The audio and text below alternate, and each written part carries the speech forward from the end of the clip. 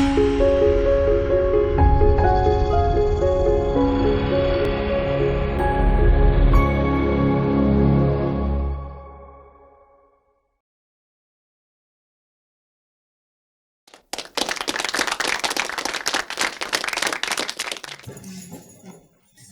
my name is Ruth Howarth.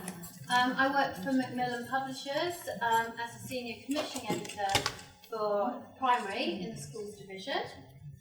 And I'm Daniel Buisan, schools publisher for Macmillan Education as well. I do see some familiar faces in the audience. Just to start off, I would like you to think of some key ingredients in a primary course of primary material. So what sort of things would you include, or what you use in a classroom? What's your wish list, basically? Yeah, what would you include for materials or a primary course?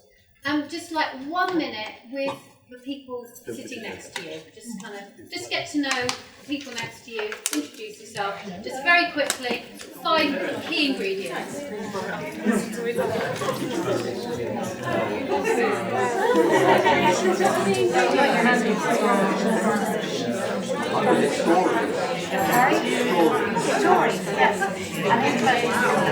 There are no right answers, anything you like, anything you like.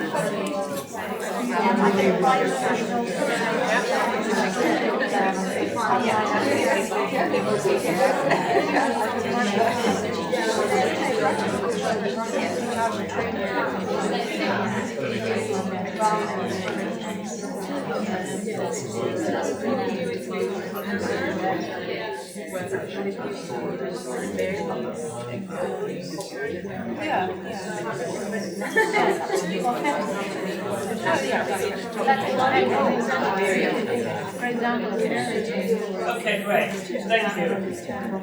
Okay, Okay, going to stop you there now. We're going to stop, yeah? Great, okay. Hopefully and surely you have included some of these elements. So you may include stories, so you may include spelling. Some areas of the world they like spelling. Some of you include grammar, some tasks, some songs, vocabulary, listening, speaking, etc. Video. But today we're going to focus on 2 key elements, the things that we think are essential in a primary course or materials, which are content and clue. And culture.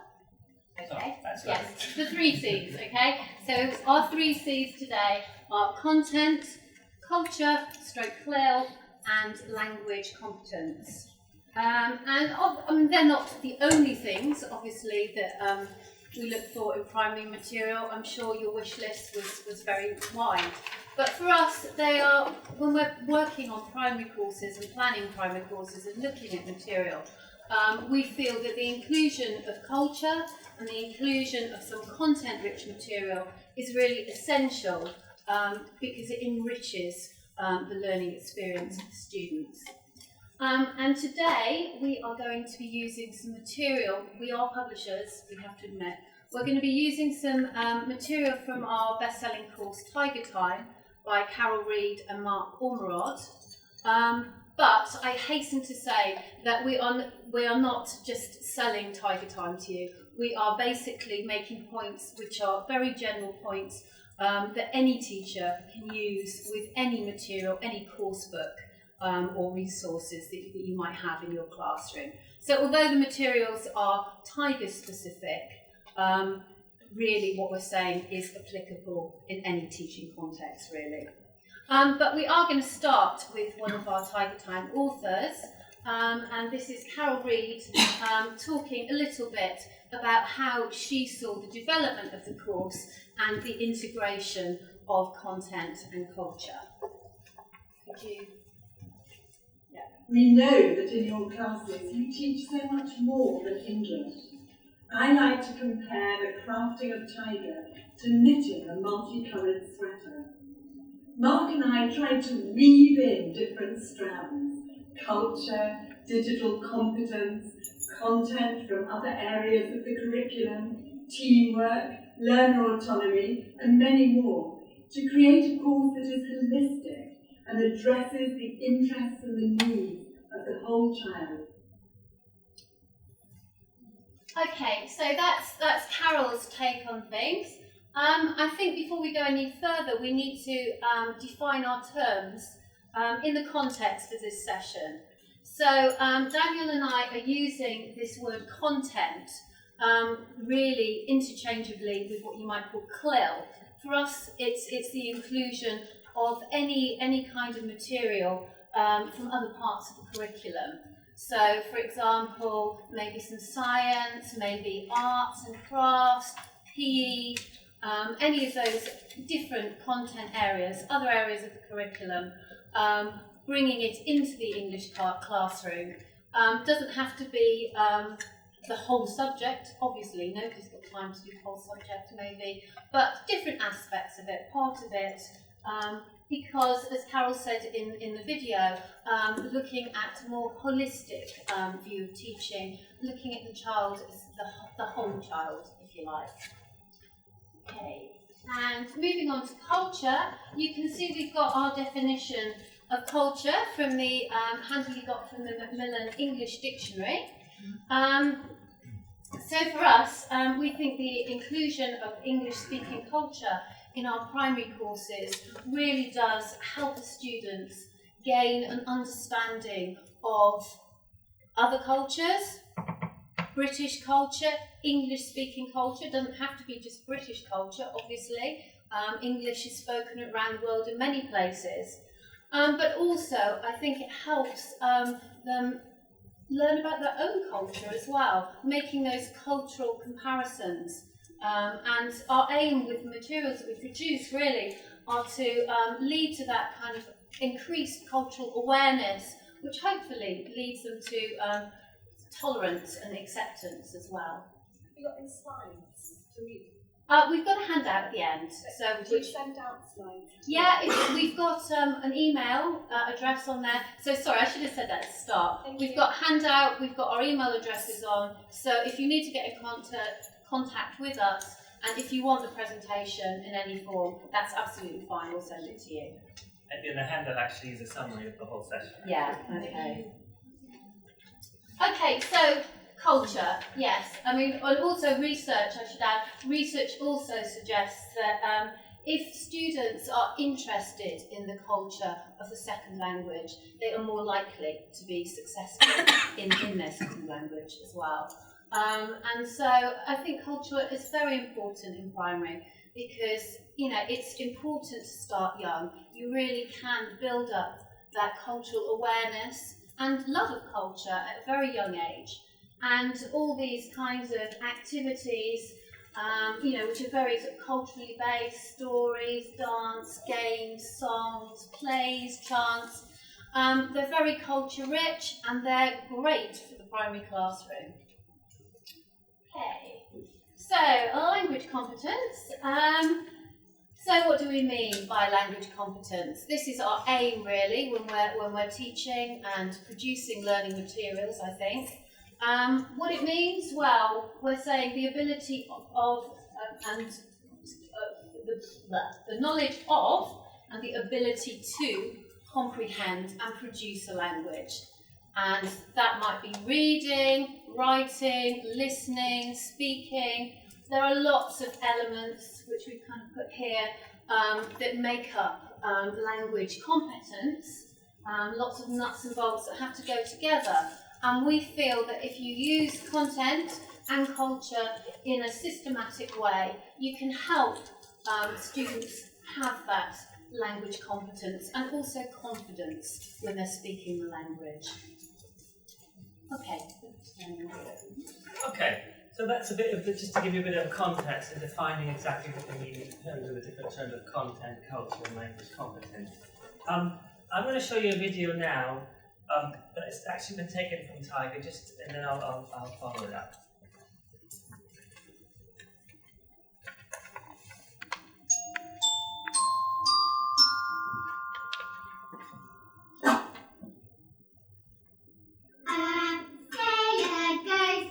See what he can see, but all that he can see is the bottom of the deep blue sea. Quite sweet. For those of you who don't, our are you familiar with clapping games? Yeah? Are there other clapping games in your cultures as well? Yes? Yeah? Okay, great. So this is just an example. We've got a clapping game, a typical clapping game that they do in the playground in different Anglo sort of British schools or English-speaking countries. Really, this is just a starting point to see how we can use the clapping. It's a way to repeat the language over and over again, and it's sort of a secret way of drilling. The actions, in this case was clapping, the actions do help and aids with the language and with memory. It also helps, because we do have children in the classroom that actually are afraid to speak. So using the clapping or gestures, depending on the choice of song that you choose, it does help them participate. And this can then be used with any other type of dialogue you may want to use, including those clapping. Okay, so I'm just going to show you a series of activities, a teaching sequence. Can anyone name some of the, can you just shout out the clothes that you can see here? Jack. Yeah? Shorts. Okay, shoes, jumper. Okay. Great. Okay. Question for you. I mean, what could you, so we've introduced the vocabulary and listed that for the children. What can we do to make it more content rich? There is a clue. There is a clue on the slide.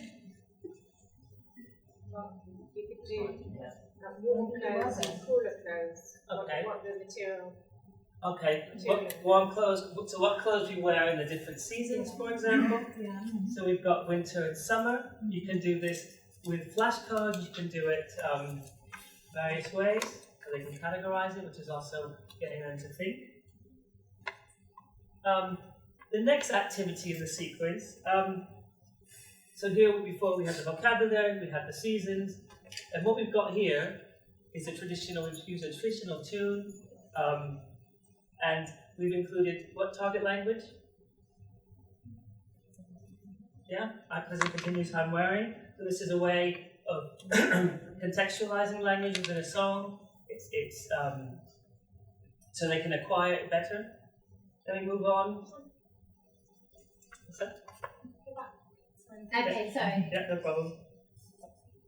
So really what we're doing, introducing this song, we've got chunks of language, and these chunks of language, as it's in a song, it aids them to remember the chunks of language, and then they can then use it in a different situation. We've all been in those situations in the classroom where you've taught something in a song, and they come up to you and they say, it's snowing, I'm wearing my jumper. These are the things that you realise that the children have acquired the language, those magical moments when you see those children.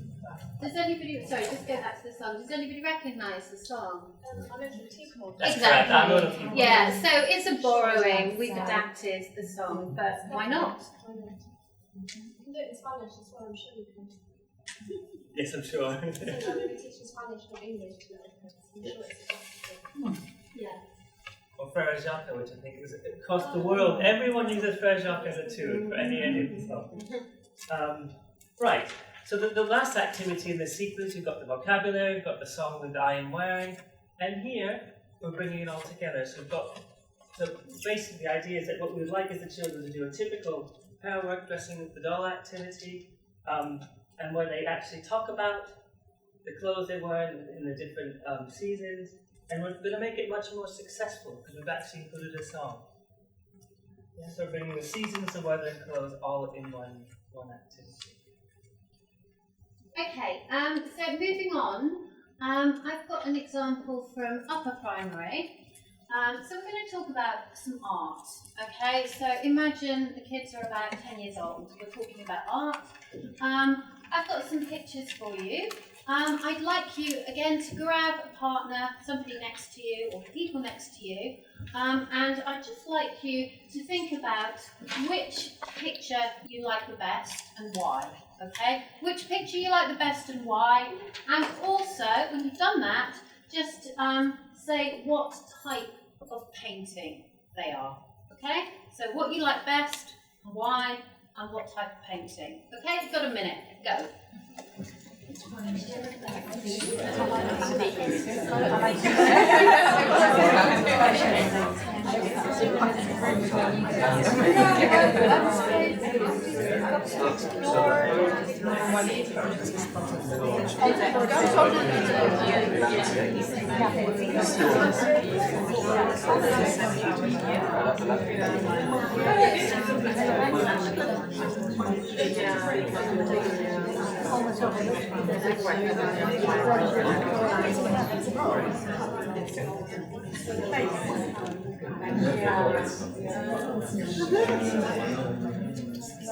Come on up if you can see. Yeah, sorry, the light's not great.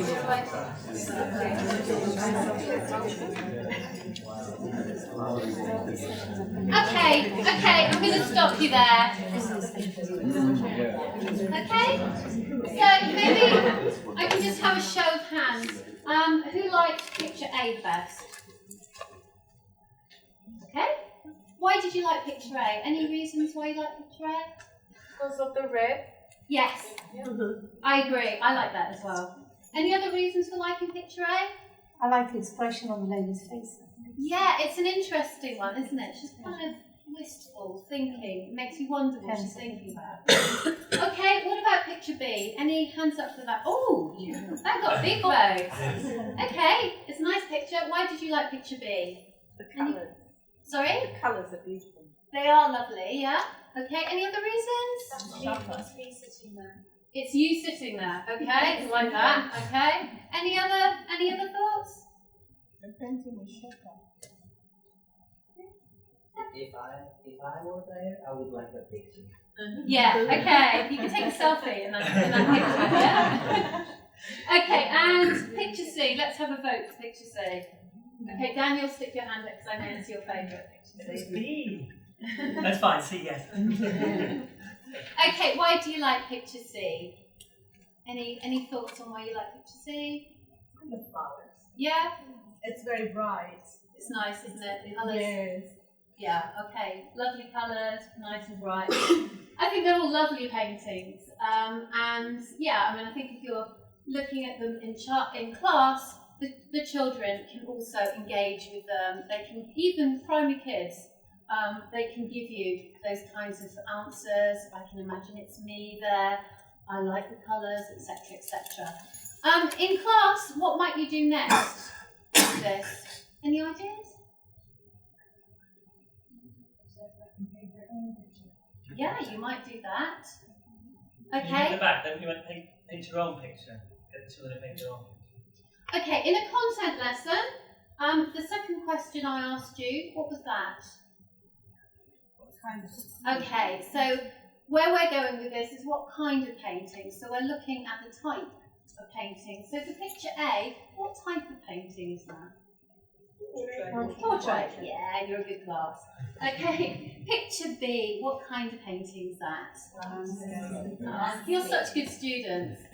Maybe with your classes, you might have to give them a few options. And picture C is still life. Okay. You might add some more types of painting as well in the class, maybe. What other types do you think you could add? Yeah, something like, yes, that will get them talking.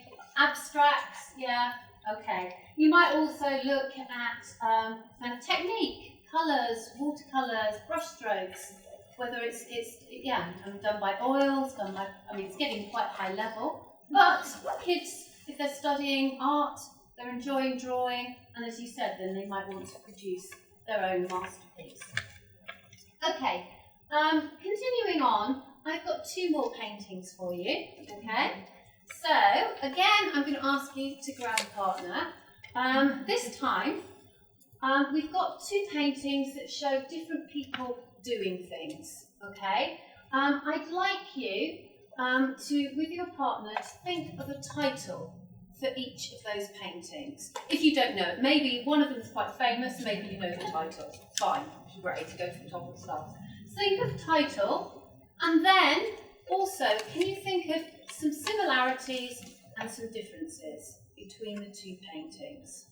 So I'd like you to think of a title for each one, compare and contrast, similarities and differences. Okay, go.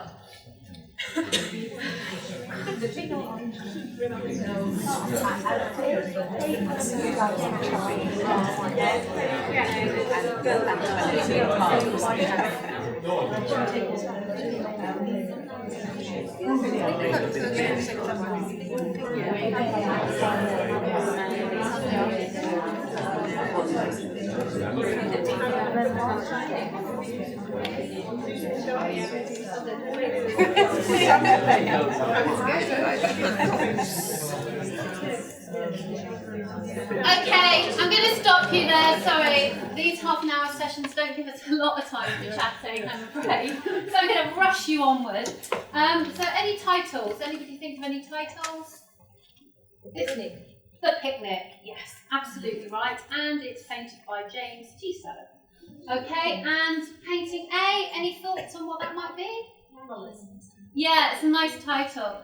Actually, I don't think you'll ever guess the title if you don't know it. It's actually called The Reverend and Mrs. Palmer Lovell and their daughters Georgina and Christina. Okay, so that's not really an easy one to get. I'm sure you did. I'm sure you got it right. It's by Augustus Leopold Egg, anyway. Okay, so similarities and differences. Okay, similarities. Sorry, children? Yep. What else? Enjoying themselves, yeah. Okay, some differences? Inside and outside. Any other differences you can see? Okay, an animal in this one, a musical instrument in the other one. Okay, great.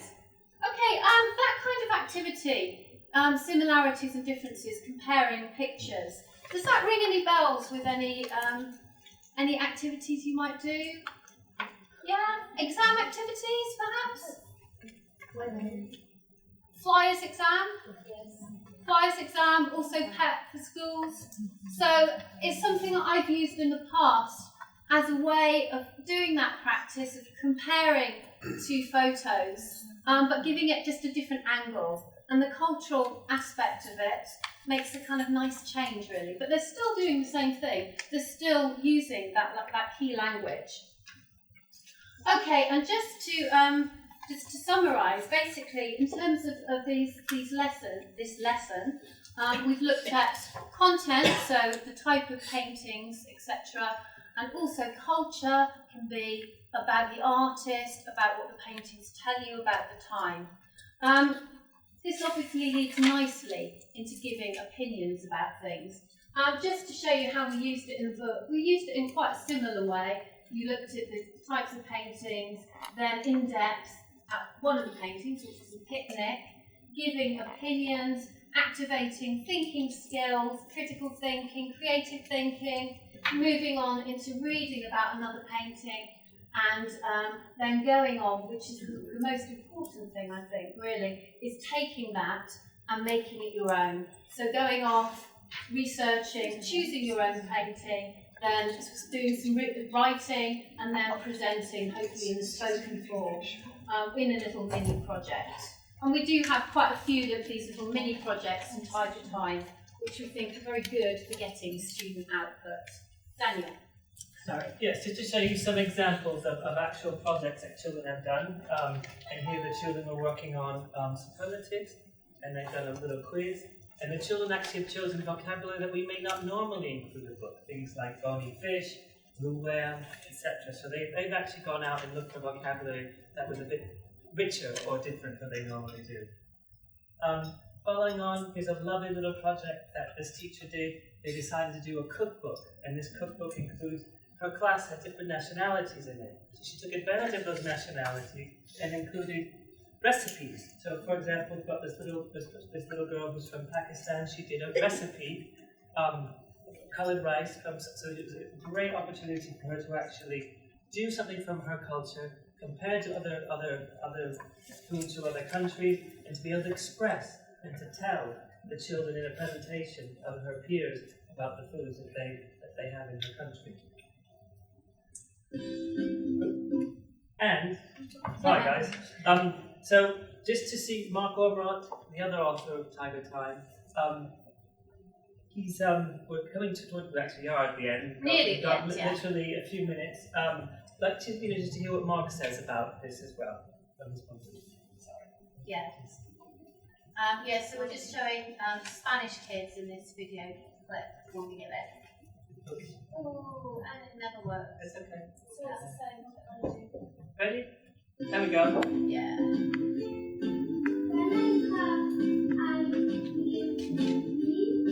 Do you say please and thank you? Teaching culture is important when learning a language. You can teach the children about festivals like Christmas and Easter, but we also need to help them be more culturally aware. Because in the future they will have to adapt their skills to different populations. We have to help them become more culturally competent now. And what better way to do that than with video? Eat, mighty mo. You are it. When we wrote Tiger, we wanted to give our pupils a feel for the way British children live, not just British children, but children in other English-speaking countries too. The kind of games they play, the kind of books they read, and what they have for lunch. Vegetable soup, please. Thanks. Oh, brilliant! Shepherd's pie. It's my favourite. Can I have shepherd's pie, please?